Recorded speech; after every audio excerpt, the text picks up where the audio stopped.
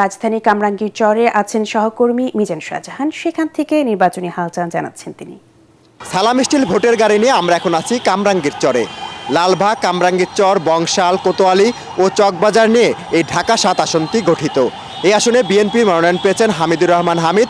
এখানে জামাতের প্রার্থী হিসাবে রয়েছেন হাজী এনায়েতুল্লাহ। এই দুজনের মধ্যে যে তীব্র লড়াই হবে এ বিষয়ে কোনো সন্দেহ না থাকলেও এখানকার ভোটাররা বলছেন বিএনপির মনোনয়ন বঞ্চিতদের মধ্যে কেউ স্বতন্ত্র প্রার্থী হলে ভোটের মেরুকরণ পাল্টে যেতে পারে। আমরা ভোটারদের সঙ্গে সারাদিন ঘুরে ঘুরে কথা বলেছি।